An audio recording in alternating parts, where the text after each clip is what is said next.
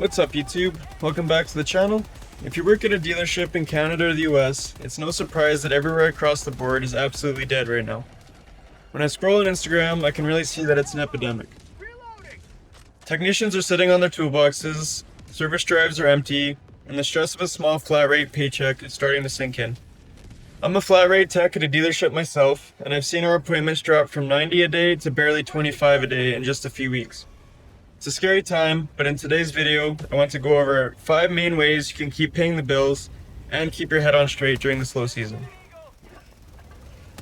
The first point I want to bring up is managing your debt before the slow season even hits. During busy season, when you're booking 60 plus hours a week and the money is rolling in, that's the time you should be really attacking your debt, credit cards, toolbox debt, and vehicle loans. Getting caught up on these high interest debts is a massive safety net. And if you can build up an emergency fund in a high interest savings account, even if it's just a few grand, it can comfortably cover your mortgage or rent when things get slow. At my dealership, the drop off happened in a matter of weeks. If you aren't prepared, you'll find yourself forced into taking on more debt.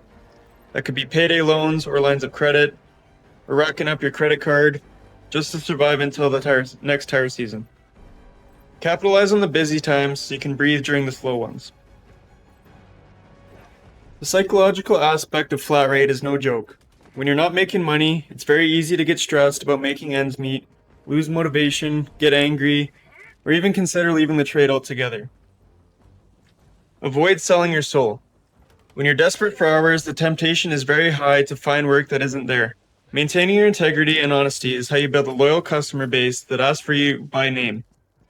If you're trying to scam every customer's vehicle that you get, you're going to end up just driving business away from the dealership as a whole, or just get a bad reputation among your service manager, service advisors, and coworkers. Don't let the boredom kill your drive. It's easy to start milking jobs or half-assing work because you think there's nothing next. The moment you start slacking is the moment a big job finally rolls in and goes to the guy who's still hustling. If you stay in the mindset of there's nothing good coming in, you aren't setting yourself up for much success. If you're getting off early every day because the last job came in at 1 and you've been sitting around since 1:30, use that time effectively. You probably didn't have a second to breathe during tire season for side jobs, so why not now? Reach out to friends and family. They've likely been putting off repairs because shop door rates are so high right now. You can do the work for cheaper than the dealerships while making way more per hour for yourself. This could be from at home or even after you clock out at work if your shop allows for after hours personal work. Use the non-billable time to sharpen your own skills. Organize your toolbox so that you know exactly where everything is in the next big job. Also, if the shop is dead, it's also a great time to ask your service manager if you can work on your own project car for extra profit to flip, or even just to tinker with because you finally have the free time to do so. Some technicians often see service advisors as the enemy, but in reality, during slow season, they're your best friends. Talk to your advisors, let them know you're looking for specific jobs you're efficient at. This could be brakes, suspension work, engine work, whatever you're good at really.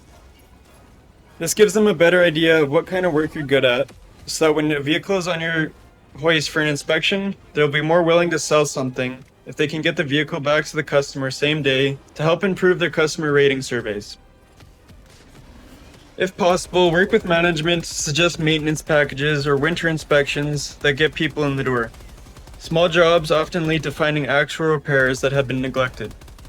Or if management already has these type of promos on, take advantage of it. During the holidays, my shop did a free diagnosis special. The shop ate the time to pay the technician, but the customer paid nothing. But it did bring customers into the shop and vehicles in the door. And most of the time, the customers approved the work because they got a massive discount having free diagnosis. Little opportunities like this can really help you out. You just have to take advantage of them. Now, the most important part, which may sound like common sense, but a lot of guys stop doing it, is don't start half-assing inspections. Just because it's slow, don't assume the customer won't be wanting to spend money. Never assume the customer's wallet. You don't know if you don't try. Continue going through service history and checking for actual maintenance needs and repairs. But I'll reiterate this again. Do not be greedy. There's a fine line between being thorough and being a scammer. Recommend what is actually needed. So stay diligent, stay thorough, but stay honest as well. So that being said, that's going to wrap up today's video. Thank you everyone so much for watching. Please let me know in the comments what you thought about this different style of video, and I'll see you in the next one.